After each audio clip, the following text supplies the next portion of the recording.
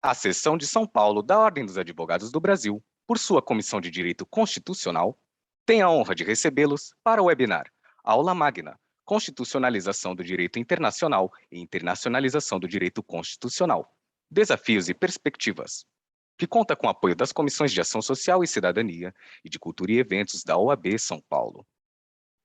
Este evento compactua com os Objetivos de Desenvolvimento Sustentável da ONU. Agradecemos e saudamos as autoridades que compõem essa mesa virtual, os participantes e todos aqueles que contribuíram com a campanha Ação Solidária, da Comissão de Ação Social e Cidadania. Para conduzir a abertura oficial deste evento, anunciamos o Dr. Fábio Santana, presidente da Comissão de Direito Constitucional da OAB São Paulo. Doutor, a palavra é sua. Muito obrigado. Uma boa tarde a todas, uma boa tarde a todos. Sejam muito bem-vindos, sejam muito bem-vindas à nossa aula magna com a nossa brilhante, competentíssima, queridíssima professora Flávia Piovesan. Professora, eu vou deixar o Augusto em maus lençóis, porque ela dispensa apresentações. Não sei como o Augusto fará isso, mas é uma professora que nos dá muita felicidade em ouvir, porque ela, além de ter um grande conhecimento teórico, tem muita experiência. A professora foi comissária recentemente, foi a nossa representante na Comissão Interamericana de Direitos Humanos, a professora que acabou, não sei nem se ainda está com jet lag, mas acabou de voltar de Harvard, né, para dar uma conferência lá dentre as maiores autoridades no tema. Então, a professora, ninguém melhor no estado de São Paulo para falar, e no nosso país, para falar sobre direito internacional e as suas imbricações com o direito constitucional. Nós temos várias questões que estão aí ululantes na nossa realidade. Nós temos uma guerra que está acontecendo nesse exato momento, né? E nós temos, inclusive, enfim, deputado que está sofrendo as consequências meio que indiretas dessa guerra, inclusive. Então, esse é um fato da nossa realidade, a gente não pode se esquecer disso. Nós temos o direito internacional, ele a cada momento se faz presente, ainda que a gente não tenha as questões que a União Europeia tem, né, de um bloco ali de convencionalidade e tudo, mas a gente tem os impactos disso, porque o mundo se torna cada vez menor, né, com o desenvolvimento tecnológico, com o avanço nos transportes, a gente tem um mundo cada vez mais compacto.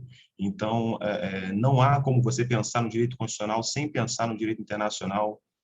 Então, o tema que a professora propôs é sensacional, é brilhante, é instigante, né? Essas perspectivas, esses desafios. E a gente, professora, tem aqui total interesse e satisfação em ouvi-la cada segundo. Professora, só para a professora ter a noção do impacto da OAB de São Paulo, na advocacia, a OAB de São Paulo hoje tem mais de 350 mil inscritos, a seccional que tem mais advogados no nosso país, assim, disparado, a maior seccional do nosso país.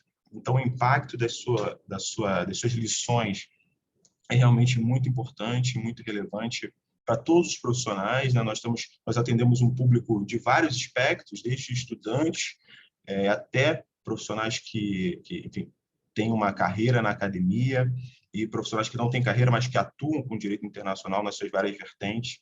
Então, a OAB realmente, ela, por meio das nossas aulas aqui da comissão, a gente está tentando isso, professora, trazer, justamente, difundir o conhecimento, né, ajudar o advogado, a advogada, no dia a dia, seja dos seus estudos, seja do seu trabalho. Então, professora, a gente está trazendo realmente aqui realmente as maiores referências no assunto para que as advogadas e advogados possam se inspirar nos nossos professores. Professora, é um grande prazer, sem maiores delongas, porque a gente quer te ouvir, eu vou passar a palavra imediatamente para o Augusto. Muito obrigado, viu, professora, por ter aceitado gentilmente o nosso convite. É uma honra. Em nome da nossa comissão, em nome dos nossos membros, a gente agradece muitíssimo. Volte sempre, sinta-se em casa, a casa é sua, e a gente está aqui à sua disposição. Obrigado. Obrigado pelas palavras de abertura desse importante evento. Nosso presidente da Comissão de Direito Constitucional da OAB São Paulo, colega, amigo, Dr. Fábio Santana. a quem eu rendo aí as homenagens, agradecimentos pela oportunidade honrosa de integrar essa comissão, ao lado de colegas que têm envidado esforços para viabilizar eventos e aulas magnas com juristas, professores, juristas de escola, sempre pautando-se pela problematização de assuntos que causam impacto ao nosso dia a dia, como são aqueles afetos ao direito constitucional, as decisões proferidas pela nossa Corte Constitucional em sede de jurisdição constitucional, e, bem assim, o próprio direito internacional. O tema de hoje não poderia ser mais oportuno e desafiador, né? E justamente nesse sentido, os desafios e perspectivas, né, na parte final do título da aula, Constitucionalização do Direito Internacional e Internacionalização do Direito Constitucional. Justamente na medida em que temos que toda a carga axiológica, principiológica, finalística plasmada no texto constitucional tem influenciado a interpretação dos demais ramos do direito, como o de rigor, assim como o direito internacional também assinala um processo, né, de sucessiva reconstrução e ressignificação, releitura, sob a ótica dos direitos humanos, sobretudo no pós-guerra, né, como resposta às atrocidades perpetradas pelo nazismo, como apontam Norberto Bobbio, Hannah Arendt, e a professora sempre faz alusão em suas aulas. Então, os desafios são inúmeros, né? Embora, como defenda Luigi Ferraioli, a dignidade humana seja a referência estrutural de um constitucionalismo mundial, por vezes, infelizmente, como no momento atual, pretensões expansionistas, territorialistas, né, aviltam o diálogo diplomático, superam a política, né, e a principiologia que é consagrada também no nosso texto constitucional de solução pacífica das controvérsias.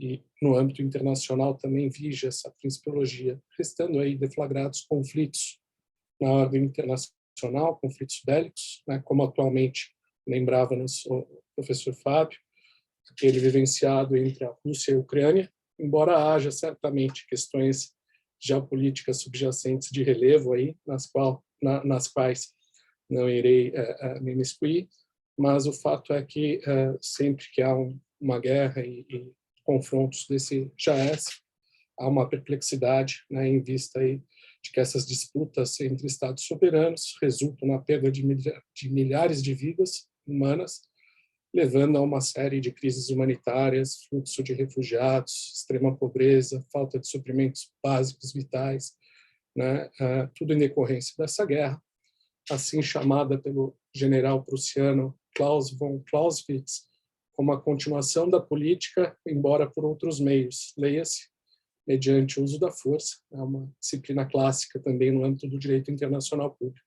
Então, só fiz esse cenário como pano de fundo, né, para que a professora Flávia possa, nesse contexto desafiador, estamos muito ansiosos por sua aula magna, possa nos brindar com essa explanação, e quem sabe com alguma palavra de alento, de esperança, malgrado o cenário internacional atual, pois quer nos parecer que não exista caminho para a pacificação social e para o entendimento de um constitucionalismo global que não se circunscreva ao diálogo e ao direito.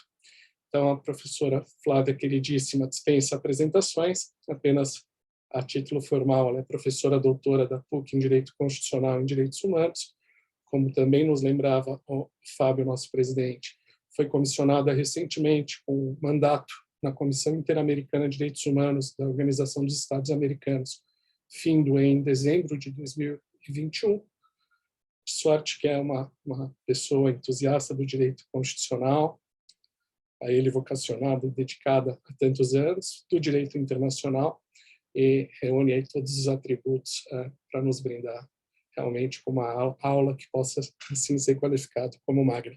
Professora Flávia, a professora tem a palavra. Muito obrigado pelo aceite do convite. Uma boa noite, uma boa tarde a todas e a todos. Eu expresso inicialmente a minha maior alegria e entusiasmo por esse generoso convite de proferir uma aula magna, a convite aqui da presidência da Comissão de Direito Constitucional. Então, recebo o meu abraço virtual querido professor, doutor Fábio, e estou aqui muito feliz em poder estar nesta aula ao lado de um amigo muito querido, parceiro de causas, de crenças, de valores, que é o querido Augusto Monteiro Filho, a Procuradora Federal. Tive a honra de ser orientadora do Augusto na sua excelente dissertação de mestrado, e com ele tenho aprendido muito em diálogos semanais na PUC de São Paulo, e então deixo aqui a minha expressão de gratidão, de alegria, de entusiasmo e de reconhecimento.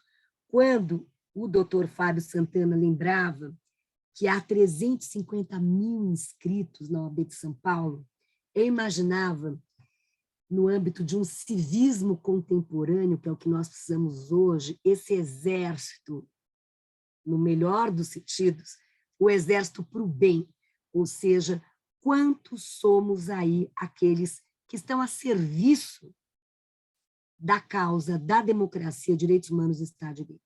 E a OAB sempre teve um papel central, sempre foi a voz na defesa, que eu diria, uma defesa aguerrida, uma defesa obstinada por esses valores, seja qual for o contexto. Então, o contexto de hoje demanda que tenhamos a nossa voz cada vez mais elevada, a nossa escolha cada vez mais certeira, mais firme, justamente na luta por esses valores que nos movem, que nos inspiram, que nos transformam. E queria agradecer muito pelo tema.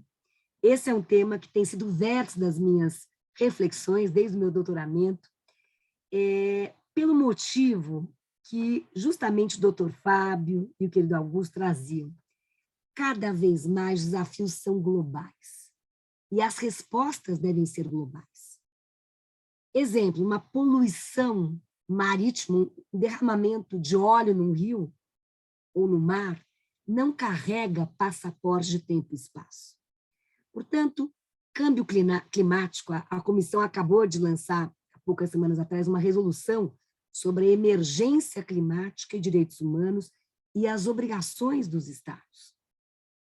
Direito digital, apertada a tecla SED, foi-se. O tema humanitário, hoje vemos o tema da mobilidade, refugiados, migrantes, também é um tema que demanda a cooperação.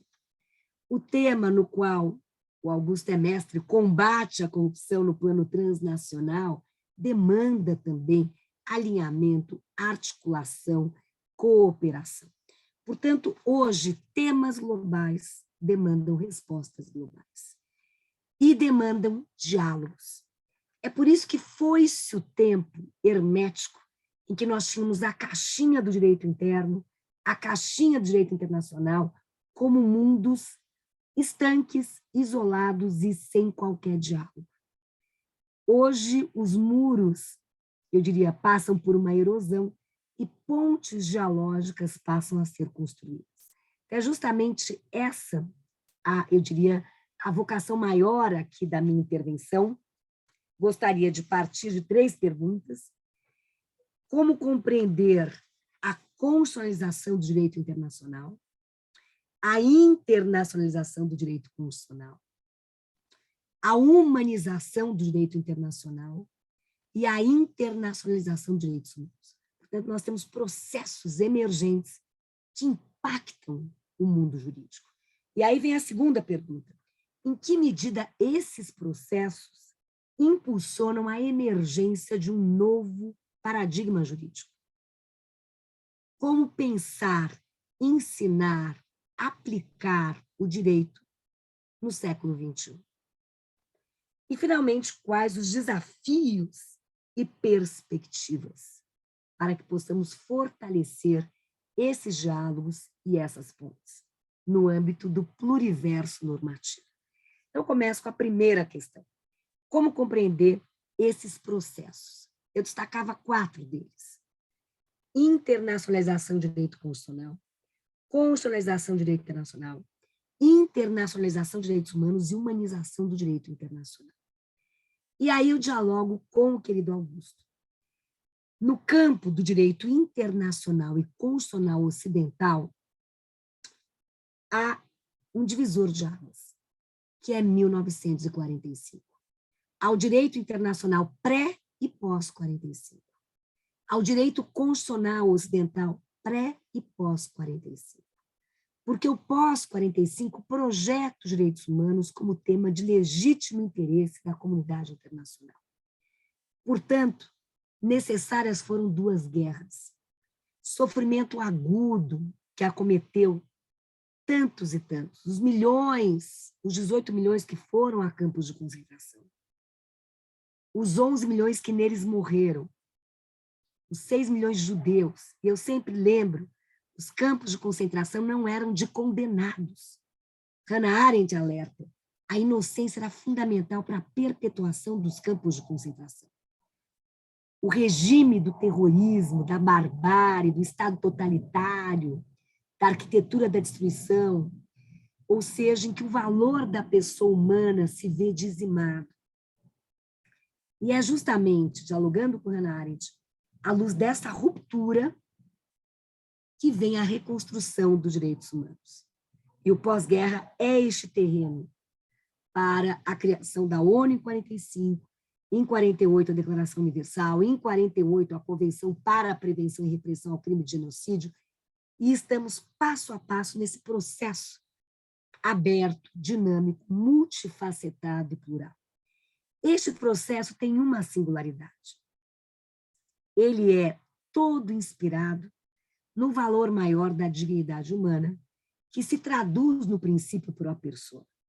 De modo que esta arquitetura do pós-guerra também impactou o direito constitucional internacional, porque cada vez mais as constituições passam a abraçar algo que era, eu diria, do mundo da axiologia, do mundo do jusnaturalismo, que hoje ganha roupagem no positivismo jurídico. O princípio maior da dignidade da pessoa humana, que está no artigo 1º, inciso 3º, e é alicerce mesmo do Estado democrático de direito. De modo que o pós-45, e essa é a segunda ideia, gera o sistema jurídico multinível. Isto é, proteger e defender os direitos humanos hoje significa abarcar a arena global, regional e local. Proteger o direito ao meio ambiente significa olhar para essas 3 arenas. Combate à corrupção, as 3 arenas. Arenas que são abertas aos diálogos, às interações, aos impactos, às incidências mútuas e recíprocas. E o vetor maior, Gauss, é o vetor da dignidade humana, que é esse princípio inspirador que orquestra este diálogo. E aí vou à segunda pergunta. Então, vejam, em que medida esses processos, vejam só, cada vez mais há a humanização do direito internacional, que passa a contemplar dezenas de tratados sobre os mais diversos temas afetos, por exemplo, aos direitos humanos. Então, a ONU hoje está enfocando um draft sobre tratado jurídico vinculante a respeito de business and human rights.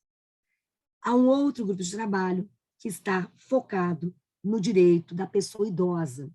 Na OEA, eu até fui relatora para esse tema, nós contamos com uma convenção interamericana. Na ONU não há.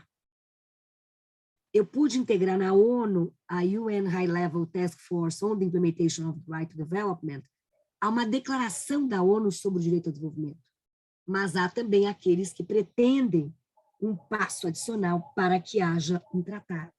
Então, vejam, com isso, a humanização do direito internacional. E, ao mesmo tempo, a internacionalização dos direitos humanos, que deixam de ser um tema doméstico e se projetam para a arena regional e internacional. Ao lado disso, há o processo de constitucionalização do direito internacional, porque no passado o direito internacional tinha como maior fonte o costume internacional.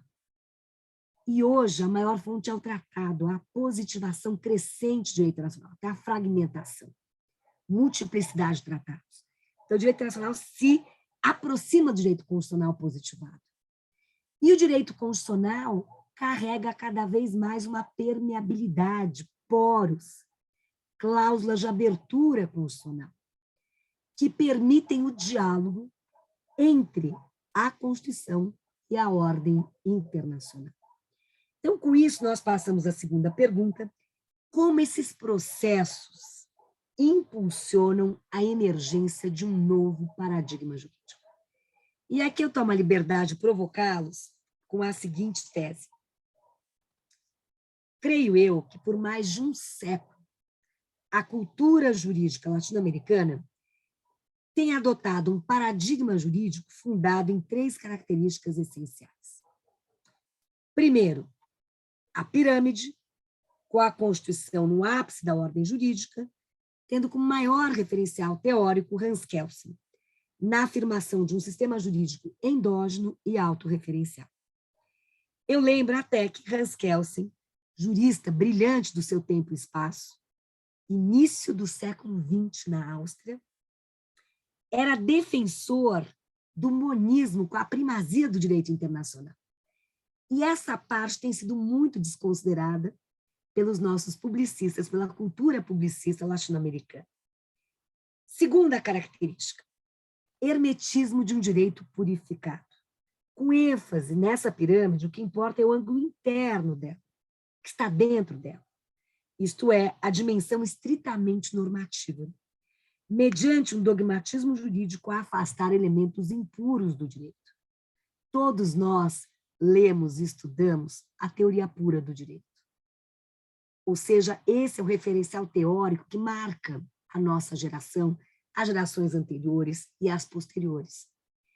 Quando eu desenvolvi meu doutoramento na Harvard Law School e fiz um curso sobre jurisprudence, Hans Kelsen, teoria pura, era uma das 12 aulas, porque havia 11 outros autores, inclusive, com muito orgulho, a teoria tridimensional de Miguel Reale, que entende que a norma é norma, fato e valor, com esse diálogo.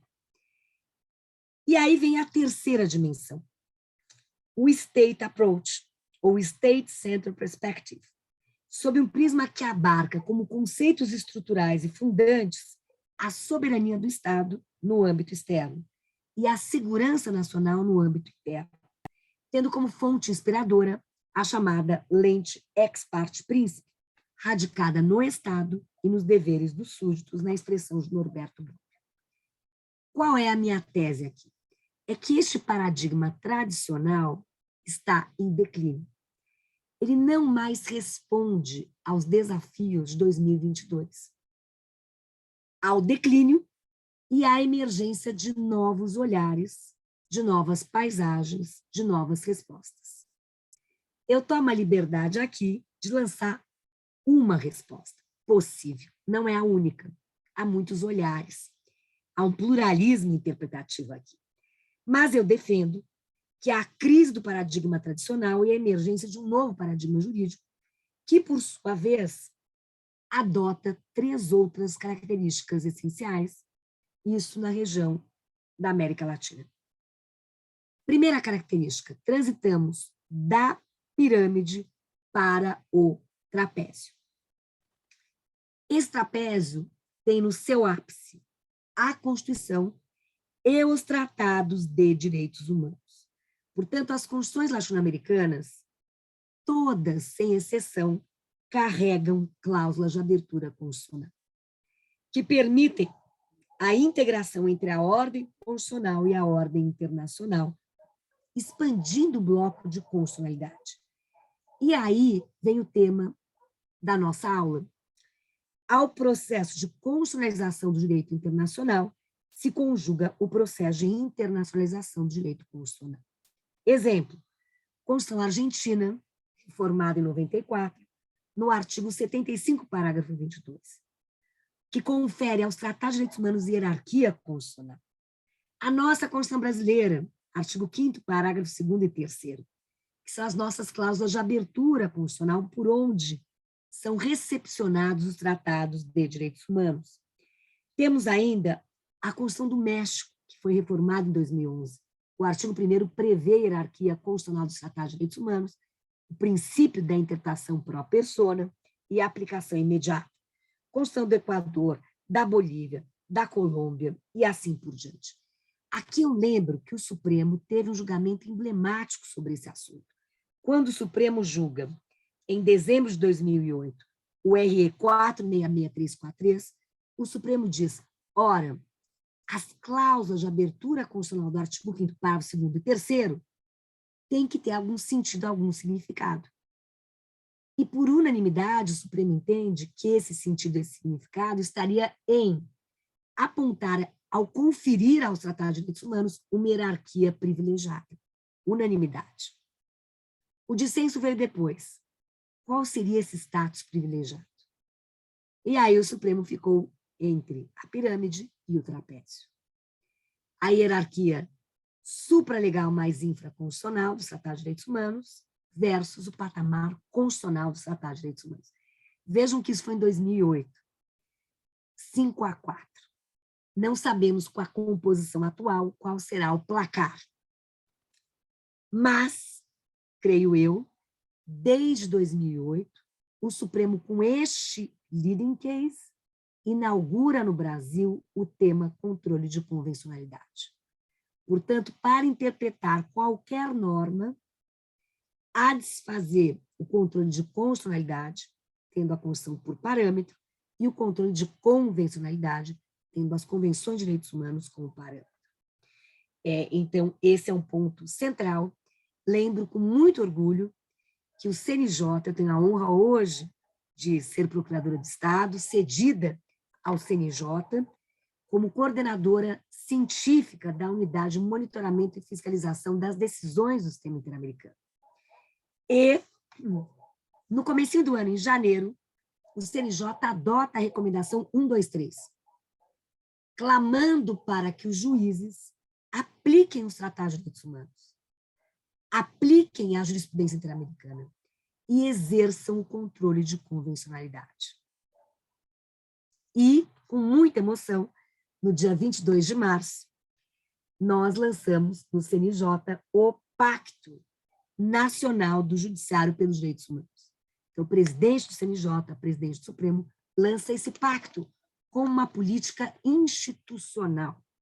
Então, o pacto é uma política institucional com especial enfoque no controle de convencionalidade. E aí temos ações iniciais, como o Concurso Nacional de Decisões Judiciais e Acórdãos em Direitos Humanos, com ênfase no controle de convencionalidade e jurisprudência interamericana, a meta de incluir a disciplina de direitos humanos em todos os concursos, nos editais dos concursos públicos para ingresso na magistratura, federal, estadual, etc. Fomentar programas de capacitação e controle de convencionalidade, começamos já na próxima semana com a EPM, a Escola Paulista da Magistratura, a ENFAM, CNJ, com apoio da Corte, da Comissão Interamericana, um curso de capacitação para juízes. Estamos publicando cadernos da jurisprudência do Supremo, com enfoque nos diálogos. Começamos com 6 cadernos sobre os direitos humanos das mulheres, das pessoas LGBTI, povos indígenas, afrodescendentes, pessoas privadas de liberdade e liberdade de expressão. Buscando o quê? Garimpar a jurisprudência do Supremo com ênfase na dimensão dialógica. E eu digo, e já confidenciava ao Augusto, qual é a minha esperança, o meu entusiasmo em perceber a intensidade desse diálogo. Cada vez mais a permeabilidade do Supremo, cada vez mais o Supremo passa a adotar parâmetros protetivos. E eu pude trazer este tema justamente na Harvard, no evento da Brasil Conference, no domingo, no Max Planck, na segunda passada, o diálogo entre o Supremo e o sistema interamericano no combate à pandemia.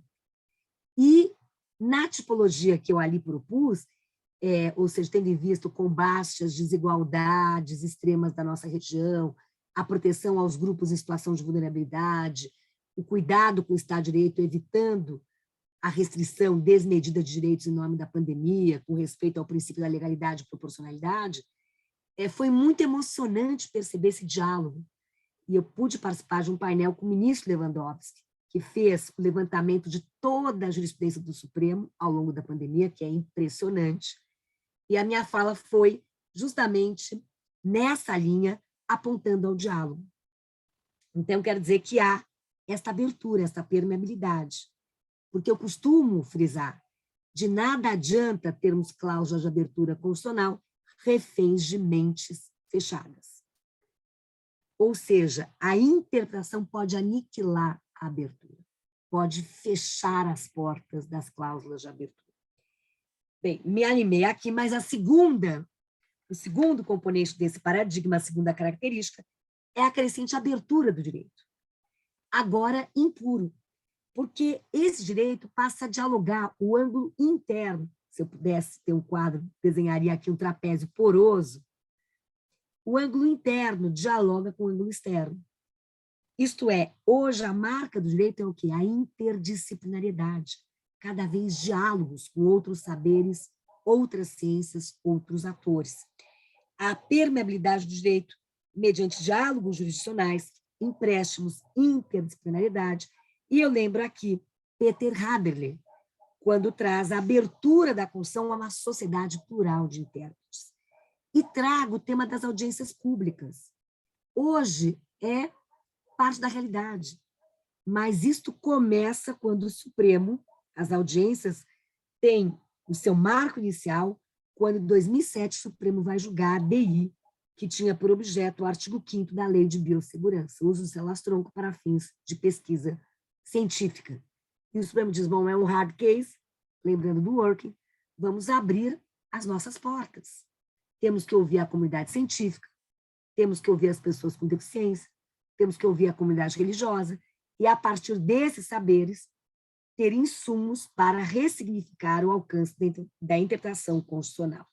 Então, é muito interessante e instigante perceber como, desde 2007, estamos em 2022, dezenas de audiências públicas têm sido convocadas pelo STF. E, finalmente, não mais o State Approach, mas o Human Rights Approach, sob um prisma que abarca, como conceitos estruturais e fundantes, a soberania popular e a segurança cidadã, tendo por fonte inspiradora a lente ex parte populi, radicada na cidadania e nos direitos dos cidadãos, como lembra Bob. Eu volto a Ferraioli, que também foi mencionado pelo querido Augusto, quando diz que a dignidade humana é a referência estrutural para o constitucionalismo mundial, que empresta a esse constitucionalismo especial fundamento de validade, seja qual for o ordenamento, não apenas dentro, mas também fora e contra todos os estados. E o querido professor Canotini, na mesma linha, diz, olha, os direitos humanos, articulados com o relevante papel das organizações internacionais, conferem um enquadramento razoável para o constitucionalismo global. E esse constitucionalismo compreende a emergência de um direito internacional de direitos humanos e a tendencial elevação da dignidade humana a pressuposto ineliminável de todos os constitucionalismos. E com isso eu passo à minha última questão. Quais desafios para fortalecer a emergência desse novo paradigma jurídico? Eu tenho defendido com muita convicção que cada vez mais nós temos um Estado democrático de direito, constitucional, mas também convencional.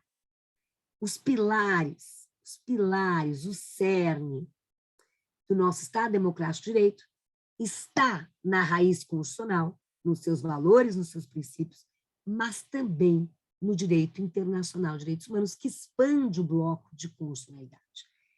Então, eu creio, querido professor Fábio, doutor Fábio, querido Augusto, que eventos como esse são fundamentais, que nós temos que semear uma nova cultura jurídica, uma cultura jurídica aberta, uma cultura jurídica capaz de responder aos desafios contemporâneos e que abrace como ponto de partida e de chegada de qualquer interpretação do direito a dignidade humana. Portanto, a dignidade humana é o que nutre toda a axiologia do pensamento jurídico.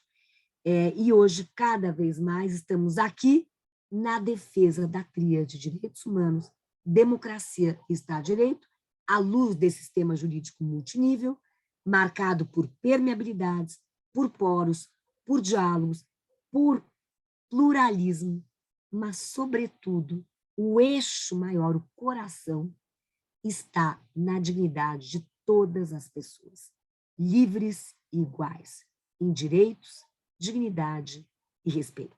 Muito obrigada.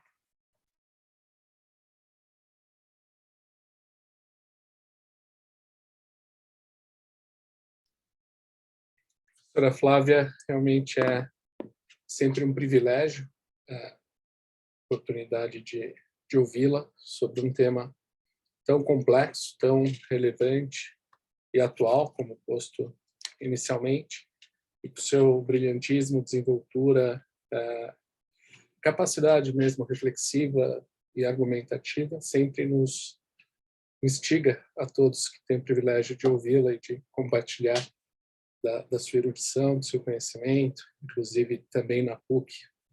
Deixa eu fazer um registro, né, da Lianesa no trato, acessibilidade a todos que acorrem para um conselho, uma consulta, seja do ponto de vista humano, seja do ponto de vista jurídico, é sempre uma pessoa muito acessível, muito aberta, né, apesar de toda essa erudição e conhecimento aurido ao longo de décadas de docência, de estudos, né, apesar da sua nítida jovialidade. Então, eu tenho uma palavra, uma frase que eu costumo pensar, que se lhe amolda à perfeição.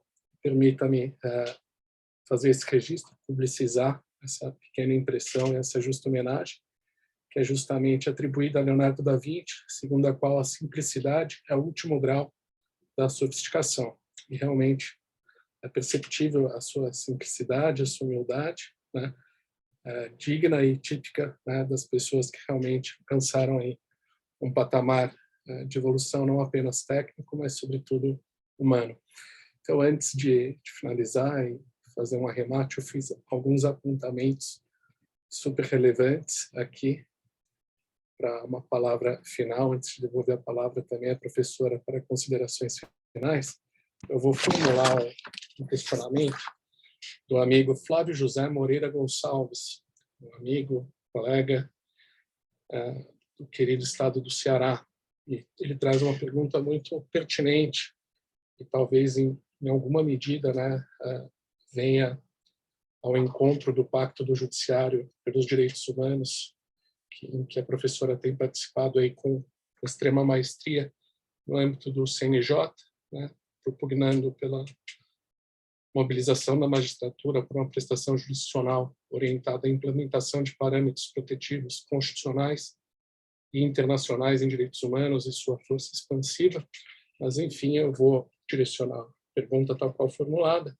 Professor, o que fazer para estimular os juízes e tribunais brasileiros a se reconhecerem, de fato, como magistrados interamericanos e, assim, aplicarem os tratados e convenções internacionais, realizando o controle de convencionalidade? Devolvo a palavra. Augusto, querido, muito obrigada. Você poderia me repetir só o nome de quem foi o autor, da colega autor da pergunta? Flávio José Moreira Gonçalves. Então, Flávio, meu xará, adorei a pergunta. Se pudesse escolher uma pergunta, seria essa. Porque quando aceitei o desafio, esta era justamente a minha pergunta. Ou seja, como é que nós podemos ter uma política institucional capaz de transformar? Porque os direitos humanos têm essa pulsão transformadora. De um lado, trabalhamos com a indignação, mas sempre com a esperança. E o que nós buscamos é a transformação. E aí, Flávio, qual foi a nossa estratégia? Tendo em vista a total abertura e compromisso e prioridade conferida pela atual presidência do Supremo aos direitos humanos, a nossa unidade, que é a Unidade de Monitoramento e Fiscalização das Decisões da Corte, foi criada há um ano atrás. Vejam, há um ano atrás foi criada essa unidade. Em janeiro, recomendação 123. Em março, o pacto. Tudo é muito novo. Mas o pacto é a resposta à tua pergunta. Então, a ideia de termos uma política institucional, que, claro, há juízes e juízas muito sensíveis, que já se posicionam como juízes e juízas interamericanas. Mas o que eu senti é que faltava uma política institucional da cúpula, dizendo isto importa para o Poder Judiciário. É política oficial e institucional.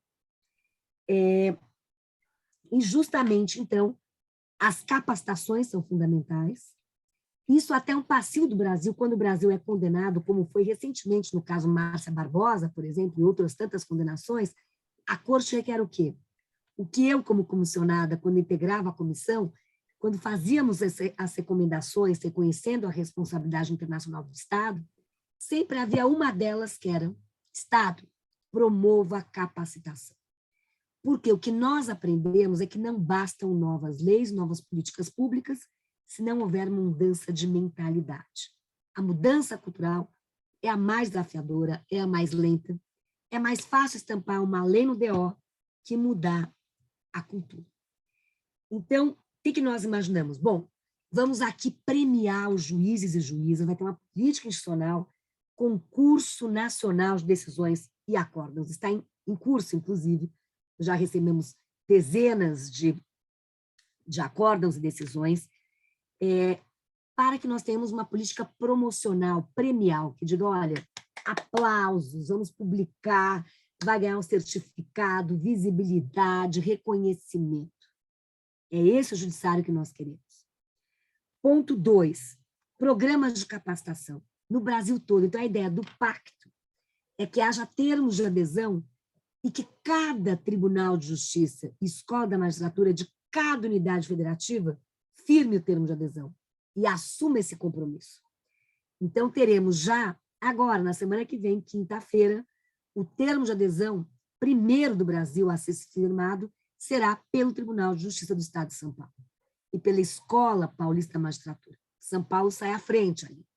Mas já temos ali, na nossa agenda, Paraná, estados do Norte e Nordeste. Então, vamos fazer uma distribuição geográfica também equitativa adequada para que este pacto ganhe capilaridade na dimensão continental que tem o Brasil. Que mais? A Corte Interamericana estará sessionando no Brasil a partir da terceira semana de agosto desse ano. Então, nós estamos com a Corte, com a Infam, também organizando um curso presencial de imersão para juízes e juízas no tema do controle de convencionalidade. A publicação desses cadernos também, ou seja, é muito importante, isso eu tenho muito orgulho do nosso Supremo Tribunal Federal, tenho muito orgulho do nosso Poder Judiciário, entendo que o Supremo tem tido um papel relevantíssimo ao preservar direitos, liberdades, ao salvaguardar a democracia e os direitos humanos.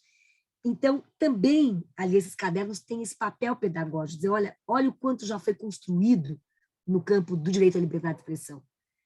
Caderno LGBTI, eu que fui relatora por 4 anos, eu vibrei, porque há decisões muito emblemáticas, há uma linha do tempo, desde a decisão, a DPF de 2011, que reconheceu as uniões homoafetivas, aí tivemos reconhecimento da identidade de gênero, a criminalização da homofobia, da transfobia, passo a passo. E todas essas decisões tiveram diálogo como elemento essencial com a jurisprudência interamericana. E algo que me parece central, eu digo isso porque já tive uma experiência na minha vida, em 98, lá atrás, de ter sido a examinadora do concurso de ingresso da Procuradoria na área de direitos humanos. E a disciplina de direitos humanos entrou em pé de igualdade com as demais. Isso, na época, foi revolucionário. Então, tinha a primeira fase, teste, tinham, sei lá, 10 questões, aí vinha a fase dissertativa e depois a prova oral. E nós, na nossa unidade, nossa equipe mapeou como é que estão os concursos de ingresso da magistratura. Quais foram as nossas conclusões? A magistratura do trabalho tem um concurso unificado, nacionalmente. E aí, aplausos à disciplina de direitos humanos e direitos sociais como disciplina autônoma, independente, com toda a ênfase no controle de convencionalidade, jurisprudência interamericana, tudo que nós dissemos. A magistratura federal inclui, na disciplina de Direito Internacional Público, um tópicozinho, proteção internacional de direitos humanos, às vezes 1, 2 ou 3. Na federação, como nós não temos um concurso unificado, há uma oscilação extrema. Há editais que nada contemplam a respeito de direitos humanos. Há editais que contemplam no âmbito penal, Convenção Americana. Há outros que contemplam no campo da infância e juventude. E quando há esse movimento do pacto, o pacto é um movimento. A ideia é justamente permitir que cada Estado assuma esse compromisso de incluir a disciplina de direitos humanos como disciplina autônoma no concurso de ingresso. Porque nós já começamos o movimento. Qual é a minha ideia aqui? É que isto terá um efeito nos currículos das faculdades de Direito. Porque, claro, as faculdades querem preparar pessoas habilitadas para os concursos. Então, haverá um efeito cascata, que currículos que ainda não ambientam a disciplina de direitos humanos, Direito Nacional de Direitos Humanos, Sistema Interamericano, terão que se adequar. E aí vem esta transformação que tanto queremos. Então, Flávia, é um pouco essa a ideia. Queria dizer que a sua preocupação é a preocupação que eu carrego, e o ano que vem eu posso te dar quais foram as lições aprendidas, o que funcionou, o que não funcionou, mas a nossa ambição é essa, é transformar e é fazer o judiciário cada vez mais sensível e comprometido com a tríade direitos humanos, Estado de Direito e democracia. Muito obrigada. Excelente, professora Flávia. O doutor Flávio, inclusive, já a parabeniza e agradece pela resposta, pela eloquência, inclusive assinala que compactua dessa percepção que a internalização dessa cultura no judiciário brasileiro se faz sobremodo importante, né, a fim de que estejam os juízes ciosos da necessidade, né, de procederem ao controle de convencionalidade na modalidade difusa, enquanto juízes também interamericanos, na medida em que controle concentrado, aí sim, tocará a Corte Interamericana. Há mais um questionamento, há alguns, na verdade, em razão da premência do horário e do compromisso também assumido. Hoje é a missa de sétimo dia de um jurista brilhante, um ser humano ímpar, um emérito professor que nos deixou semana passada, um grande constitucionalista e defensor dos direitos humanos, professor Dalmo Dallari. Em razão dessa contingência, inclusive, a professora terá que nos deixar logo a seguir. Então, eu me vejo aqui na contingência de fazer um filtro, direcionar apenas mais um questionamento antes de encerrarmos. Infelizmente, eu não consegui identificar o autor ou a autora, mas a pergunta é como a professora enxerga o crescimento, a expansão de posições ultra-radicais, sobretudo de extrema-direita no mundo, e aqui atribuiria esse fenômeno. Excelente debate, excelente questão. De fato, o que o mundo observa hoje é uma recessão da democracia. Vide a França, né? Nunca uma candidata da ultradireita esteve tão próxima ali. Antigamente era uma diferença percentual muito mais larga, muito mais tranquila, mas estamos vivendo hoje, de um lado, a ascensão de regimes populistas autoritários que têm uma narrativa de polarização, de ódio e contra as instituições. Afinal de contas, se eu sou a líder populista que fui eleita, eu capto com a maior lealdade a vontade daqueles que me elegeram. Para que as instituições como intermediárias? Percebem? Dispensável é o judiciário, dispensável é o legislativo, porque nós temos esse contato direto e eu posso traduzir a vontade popular da maneira mais fiel possível. Então, nós temos estudos sobre o populismo autoritário e o clássico livro de Steve Levinsky, How Democracies Die, ou seja, a ministra Carmen usou uma expressão que eu adorei, nós trabalhamos em aula, Augusto e eu, quando ela trata do pacote ambiental que está no Supremo, ela diz, olha, está tendo a cupinização, é como se não houvesse mais, e essa é a tese de Steve Levinsky, não são tanques nas ruas que vão debilitar a democracia. A democracia é debilitada por essa culpinização. Exemplo, que o Supremo julgou, e eu fui secretária, tive a honra de servir a Secretaria Especial de Direitos Humanos, fundamental o combate à tortura e ter uma institucionalidade adequada, comitê e mecanismo nacional. Vamos manter o comitê, mas... E o mecanismo, o que aconteceu com o mecanismo?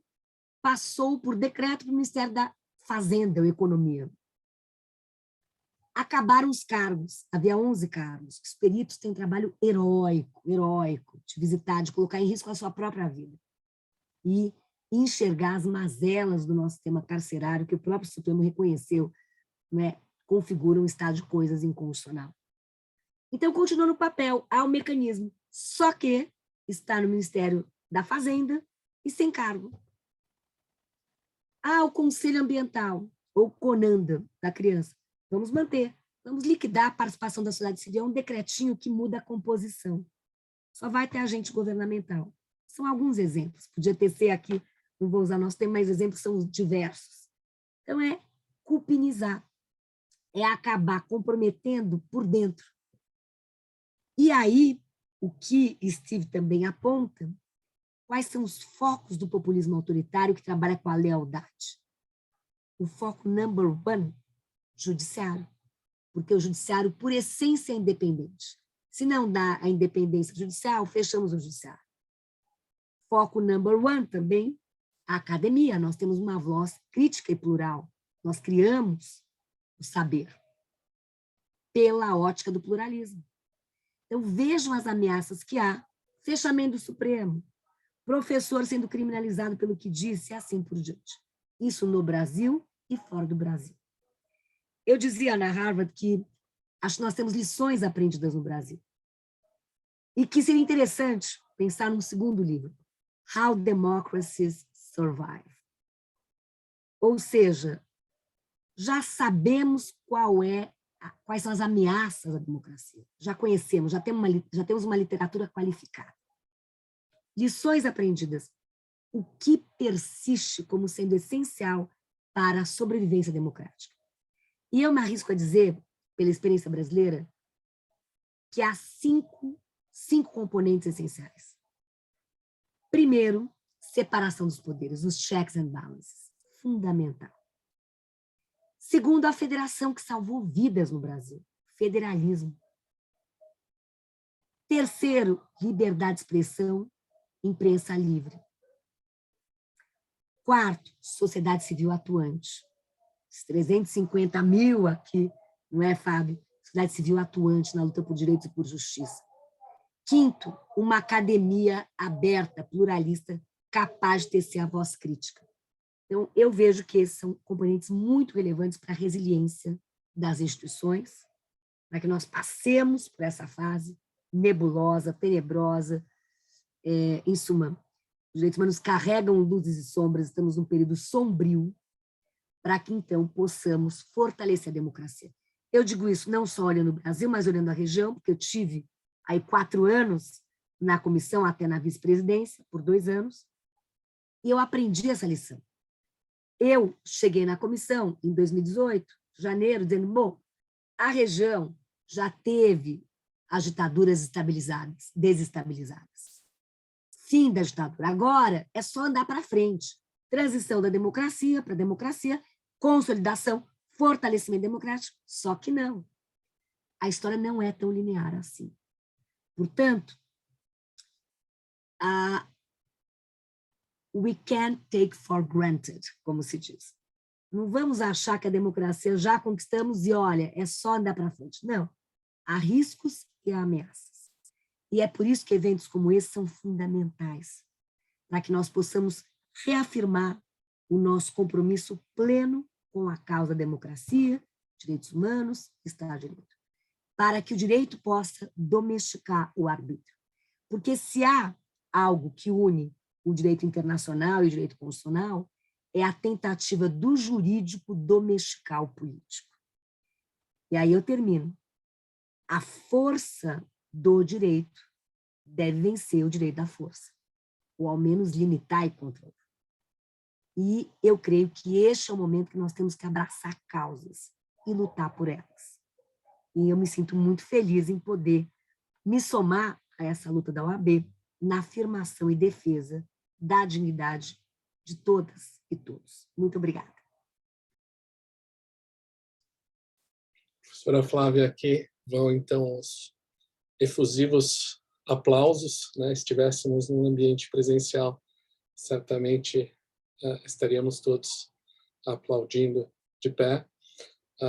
Sua palestra, sua fala realmente nos toca, nos remonta a uma aproximação dialógica entre as jurisdições nos planos local, regional e global, envolvendo esse aspecto protetivo multinível, considerando a disseminação das melhores práticas e estándares protetivos da pessoa humana e dos direitos fundamentais.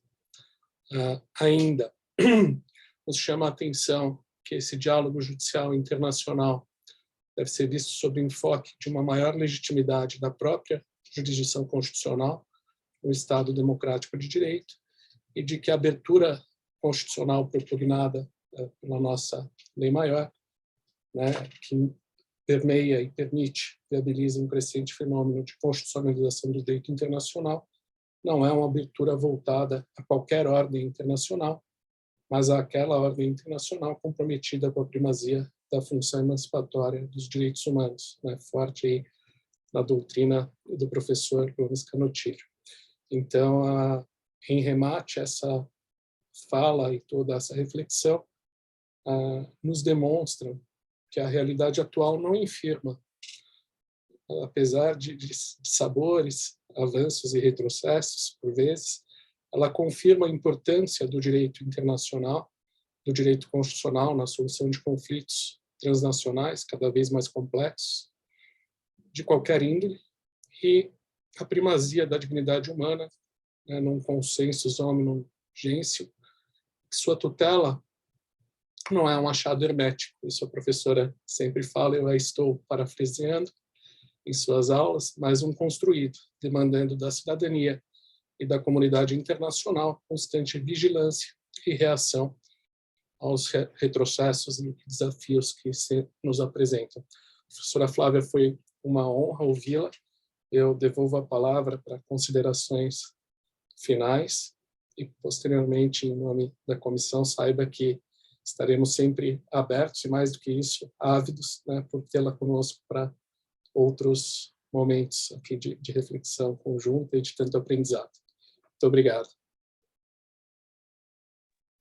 Augusto, querido, a gratidão é toda minha, a emoção é toda minha. Estamos juntos, estamos juntas nessa luta, nessa entrega a essas causas, eu diria, é uma entrega.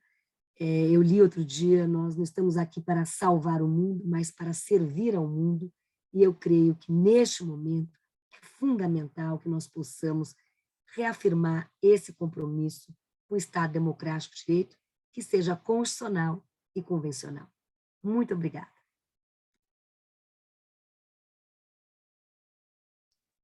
Então, em nome da comissão, declaro encerrado o evento, agradecendo uma vez mais e de maneira muito calorosa a brilhante participação e oportunidade de estar conosco. Muito obrigado a todos e a todas que puderam nos acompanhar e que foram, assim, brindados aí com essa aula magna. Até mais. Um abraço.